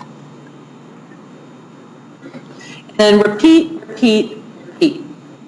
Best thing you can do. In fact, this is really effective when we turn to cults. Repeat the message. Have people repeat the message. The more you repeat it, the more people believe it. Why do these work? Well, all these work because they tap that central root of processing that we talked about. They increase your ability to process the content. And as a result, they're very good persuasive techniques. People might call it like the subliminal messages. Hmm? Like subliminal messages, like saying certain words at certain points. Mm-hmm. Does that really work? Mm-hmm. Yeah. Yeah. Yeah. Absolutely, yeah.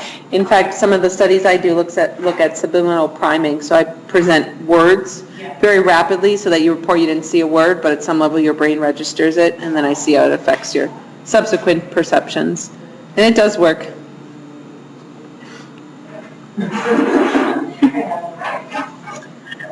All right, so let's wrap it up then by talking about cults.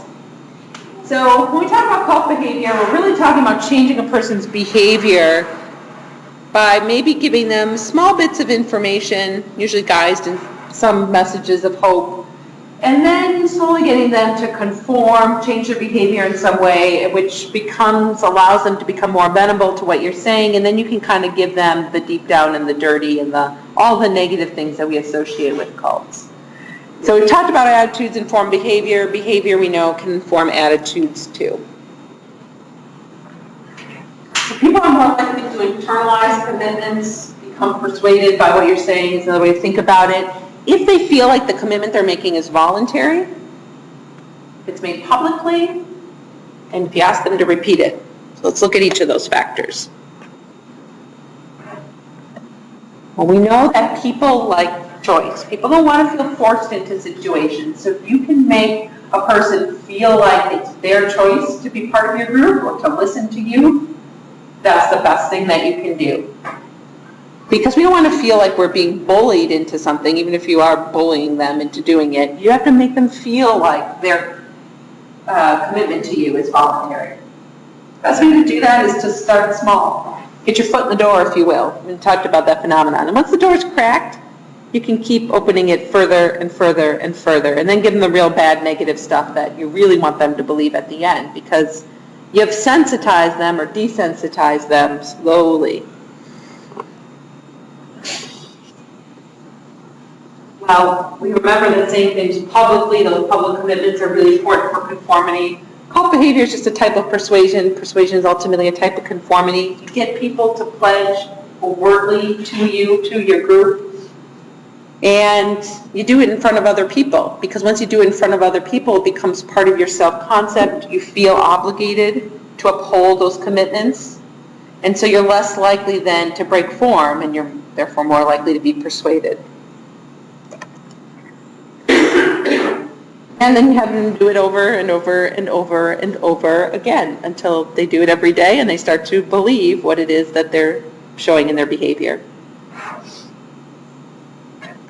Let's look at this in a little bit more detail. So cults oftentimes also have a very strong person selling the information. In fact, when you look at your homework, the 4 examples from which you can choose, all of them put the cult leader in parentheses. And as part of part 1, it says describe the cult leader personality as well. That's because almost all cult leaders are very charismatic. They're people that other people like. They have a certain personality type. People can easily identify with them. That's that attractive peripheral root kicking in, not because they're necessarily good looking, although in some cases some people are. None of them were? Some people said, who was it, Koresh? David Koresh? He was actually a good-looking guy. Maybe before he started looking scrubby. Maybe. But they loved him over there. So yeah, they did. They had a lot of did. girlfriends in that cult. They believed in him. I mean, they saw a similarity to him for whatever reason. He feigned good expertise, and he had the personality type to sell that information. And ultimately, people died. You also have to sell the message. So how can you do that? Well, a couple of things we already talked about. Give people what they're looking for. Make them feel good about themselves. Give them messages of hope. In fact, it's not all that surprising that cult leaders tend to feed on people who are particularly vulnerable or damaged, going through a pivotal time in their life. So what happens when you're going through a major life event, a major transition? You feel a little out of control. And what do we not like to feel? Out of control. So the cult leader comes in, promises you that he can reestablish that control. We have the answers for you. We can help you. Gives you those messages of hope. Makes you feel like, okay, this is a good thing. I want that control. He can give it to me. The group can give it to me, probably under false pretenses. They might say that there's something that they're not. You believe it. You got your foot in the door. And through these different public allegiances, alliances, repetitive behavior, you find yourself believing what they're telling you, even if it's very extreme. Do you not consider the fundamental church of the cult? So I knew somebody was going to ask me this. So if you want to do another cult that I didn't list, just run it by me first. What I don't want is to make anybody feel uncomfortable about their religious beliefs. So I left things like that off the list. But if it's really important for you and you want to, and you can make a case for why you cover it as a cult, then let me know and I can say, okay, that's fine. But I didn't put anything like that on the list. I put really kind of the bona fide, everyone knows, you know, what happens. No, but you know what? Somebody asked me, there's a new TV show called The Following. I haven't seen it yet, but apparently it just started this week. It's about cults. They're like, can I do the TV show? And I was like, do they have a leader? Do they have these principles? And they're like, yeah, it's totally realistic. And I was like, all right then. So if you want to do The Following, as long as you can answer the questions, that's fine. I'm going to go home and look it up then. All right, so people feed on young people, mainly because young people are more susceptible. I mean, how many times do you say, well, people are set in their ways? Well, there's something to that. Although attitudes don't change that much over the course of life, young people are a little bit more open-minded. Not surprising they go after the young people. People entering college, it's like a double sword. If you're young, and you're totally like, I have no clue what I'm doing here. In fact, I think I got recruited for a cult when I started college, but I'm not really sure because I never followed through with it. But I remember this random lady like calling me. Still actually had phones before email, not a cell phone, like a real phone. And she made this spiel about meeting her for coffee, and I was really confused, and I didn't know who she was, but it sounded important, so I met her for coffee. She was asking all these personal questions. And then she was like, well, you should really come to this group that we have. It's for people just like you. And I never went. And then after the fact, I was like, what the hell was that all about? And I think she was a cult lady. Anyway, that's my personal experience. So they target people who are damaged. Maybe. I mean, who knows? It could have happened, right? I mean, thankfully, I was like this woman loony bin, but, you know, could have been persuaded. So people who are, you know, going through something big, they're recovering from drugs, they just got out of jail, they're recently divorced, they lost their job. Anything that is traumatic that you can sell them as a way to get them hooked, give them that message of hope is effective. I have a question. I was going to say like we family ties, but then some families go into these homes together, so like a little confused. You have some families that go together, and then you have people that go on their own, and their families trying to get them out of it. Yeah, well, what I can say is that oftentimes cults will recognize if your family is not going along with you. In fact, the one thing that they'll do, and you'll see this in the video that we'll end with, is that if they detect that there are people from the outside who are trying to pull you back and say this is loony bin, then they will tell you need to cut those people off because they're not true believers or they're bad for you. So, I mean, if your family's already involved in it, that's great. That just makes it stronger for them. But they're very perceptive. If any outside resistance, they'll just try to cut you off from them so that you don't get that knowledge. It's that selective exposure. They try to reduce it. And they try to reduce your exposure to media, internet, TV, so that you don't know what's really happening and you think what's happening inside this group is normal when it's far from normal. These people have a lot of money, too. A lot of times, yeah. A lot of times. Their own little towns and community. I wish I could remember. I'm going to have to look it up. There's a place in northern Georgia. There's like a temple and a shrine. It's built in the shape of a pyramid. And it's like this huge compound of people who live there. It's some really weird cult. And I heard about it because I lived in Atlanta for a while. But I can't remember what it's called now. I'm going to look it up in the class period. All right, so final slide, and then we'll watch a real quick video, 10 minutes, and we'll be out of here. So how do you get your cult to form? Well, you got to build what's called a social cohesion. You structure it like an onion. You put the really deadly bad stuff at the center, and you wrap it around with layers, so you have to peel off the layers, and you'll get the bad stuff right away. It's kind of like going through that desensitization process. You start small, and then you work all the bad stuff at the end. Usually people are brought in under false pretenses through these messages of hope, and all of a sudden they find them, they thought this was a group for, you know, drug addiction, and all of a sudden they're trying to give you this weird information. Effective way to do that, we just talked about it, cut off the ability to think effectively, cut out outside resources. So if your family or your friends say that this is loony bin, then say you don't need them, they're not true believers, you got to leave them behind. You can also physically isolate them, separate them. So some of these cults actually moved people to a compound like remote Georgia or an island so that there was no other outside resources. And they can also do things that reduce good cognitive function. Like ask people not to sleep or force them not to sleep or wake them up every couple of hours. So what happens if you don't sleep? You don't think right. So it sounds really simplistic, but it's true. We all know, especially if you've had kids, right? You're sleep deprived because you're waking up every couple of hours. You call it mommy brain. You can also deprive them of food. You need food just to physically function. Your brain is an organ. It needs food. It needs glucose. It needs protein in order to do what it's supposed to do and do it well. So if you cut down a person's food supply, you cut down the types of food that they're eating and reduce it to a bunch of mush without any protein, the brain doesn't behave very well. In fact, you don't think very clearly. And then it's much more easy to open yourself up to be susceptible. And then you provide a set of rituals that change people's behaviors. That eventually gets them then to change their attitudes. And you do it voluntarily over and over again. So for the last 10 minutes, what I'm going to do is show you a quick YouTube video that's purposely campy on how to start a cult. That's what it's called. But the principles are really good.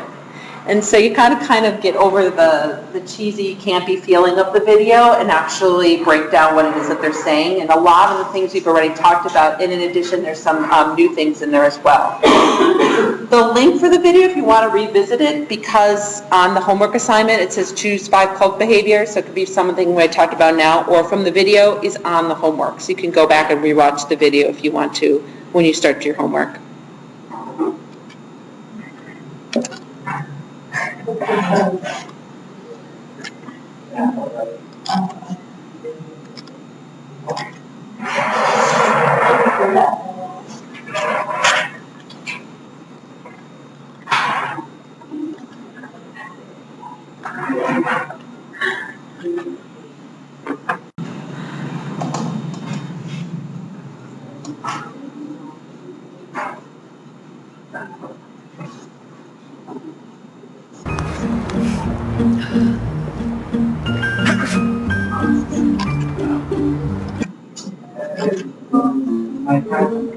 Don't you want devoted followers who leave their families for you, give their money to you, give their life?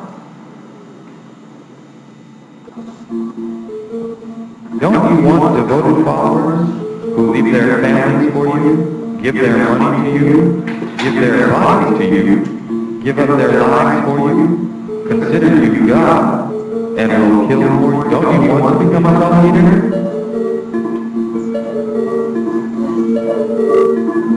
Here's how. Structure your cult like a monkey with the most benign and helpful features on the outside and the most controlling, kooky, and evil parts at the secret inner core. Use deception. Don't tell them who you really are. Lie. Leave out important information or distort information. Are you trying to recruit me? No. I'm just trying to share something meaningful with you. Establish trust groups. We're a Bible study group. We're a magic group.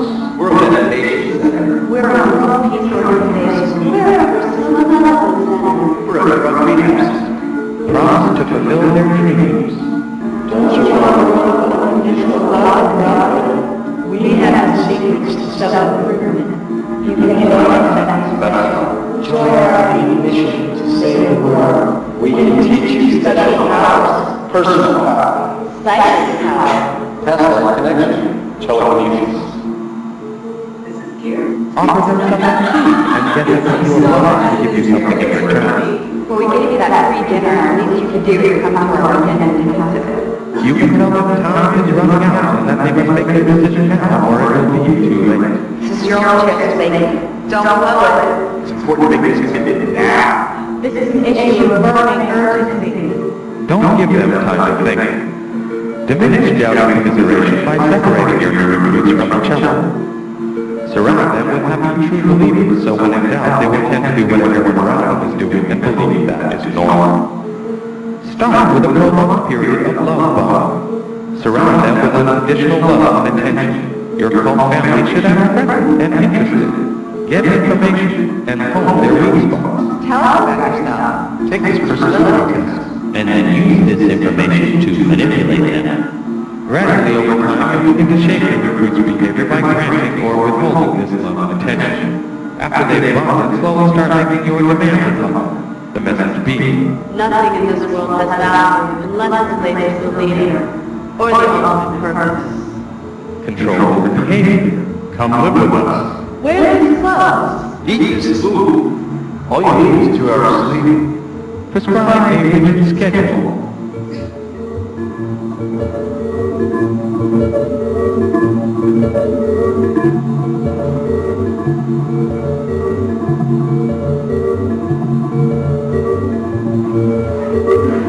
Keep them active and with as little sleep as possible. If you can, restrict their eating habits to low-protein food. Control their thoughts. Our ideology answers all questions to all problems. Let our doctrine think for you. Control their emotions. Induce guilt. The United States dropped an atomic bomb on Hiroshima. People are dying of starvation. People are dying of starvation. You are not living up to your potential. You are not living up to your potential. You cheated on that test. And fear. The enemy will electroshock you, torture you, Kill you or carry you off to hell. Control information. Keep them from knowing all the workings of the cult. Block out any information which is critical of the group. Encourage members to spy and report on one another. Separate the group from himself by attacking himself and inducing a mental breakdown disguised as a spiritual awakening. When they start to freak out and have side effects or hallucinate, tell them they are flushing out the bad stuff inside. When I was meditating, I felt an infinite emptiness. It was utterly terrifying. No, this is good. You're transforming. Do more. God, you're being reborn. You are becoming one with the universe, one with our family. Make them paranoid about their own bodies or thought processes. Your battle over sinful nature, your body is detoxified. Tell them that there is a part of their mind they must eliminate in order to find happiness. You must eliminate the toxic mind. Your ego is the source of all your problems. I don't know who I am anymore. Good, now you're free. In fact, there was no you there in the beginning. Claim authority. If you come from a divine source,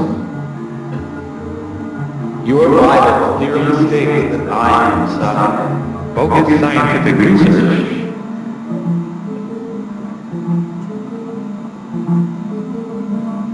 Scientific studies prove my techniques work.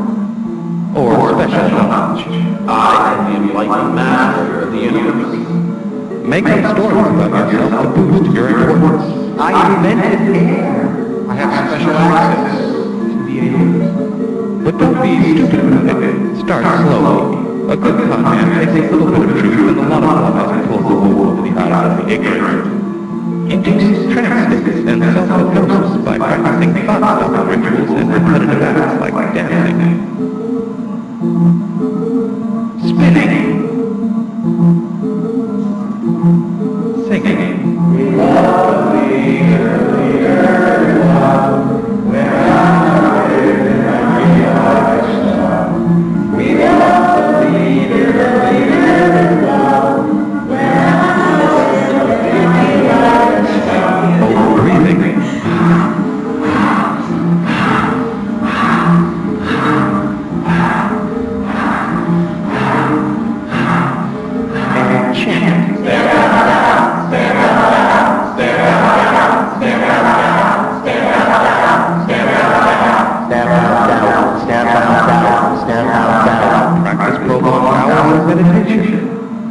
In these trance states, they are more receptive and suggestible.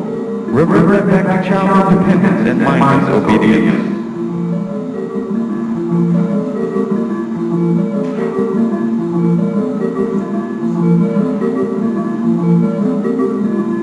Encourage separations from their family. Your friends and family probably won't understand. Your friends and family probably won't understand. It doesn't sound like your family and friends really love you and can't support your new decision. Maybe you should stay away from them. It's unhealthy for you to be around unlikely people anyway. If you can't recruit your friends, cut off from them. Stop wasting time with non-believers. Stop wasting time with non-believers. encourage independency and conformity, and discourage autonomy and individuality. The whole purpose must be the focus. The self-purpose must be subordinated. The whole purpose must be the focus. The self-purpose must be subordinated. Have confessions where people demonize their early lives and only praise their life in the group. Rewrite the past as terrible, even if it's great. Before I became emerged, I was a bad person. I was greedy, misguided, self-centered, and lost. My life is one wonderful now. I hate my life.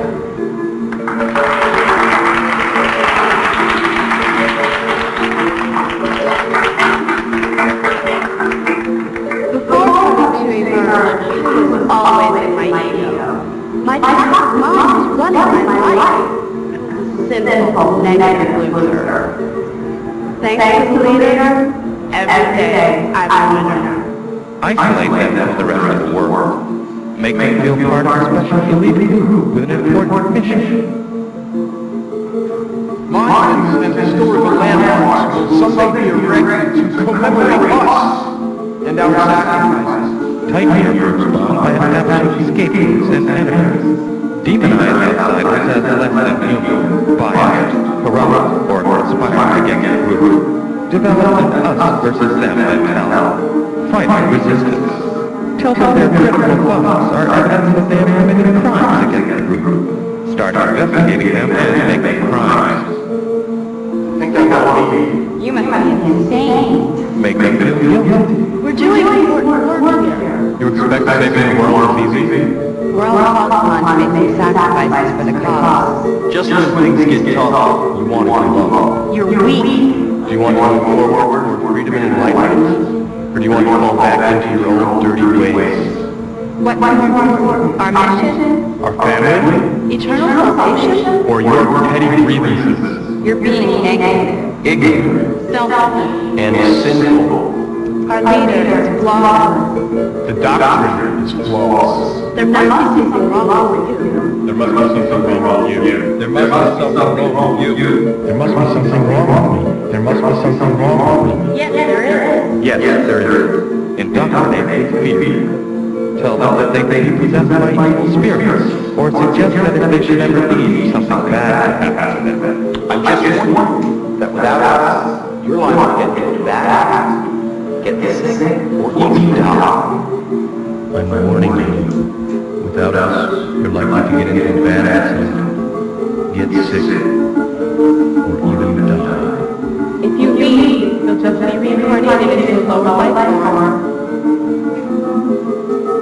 Make it easier for them to die for you by calling their bodies containers that are shed before they evolve into higher life forms.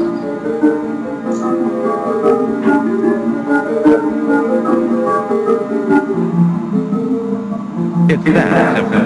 Now, don't you want to become a cult leader? I told you it was bad, but the principles were good, right? I mean, they talked about things we talked about in class and then some. Cutting yourself out from outside resources, limiting information, all of those things. So when you go to do your homework, then you can go back and you can look at some of these and find examples in whatever cult you choose. All right, let's leave it there for tonight, and we'll see you not next week. We'll see you the following week. Next week's spring break.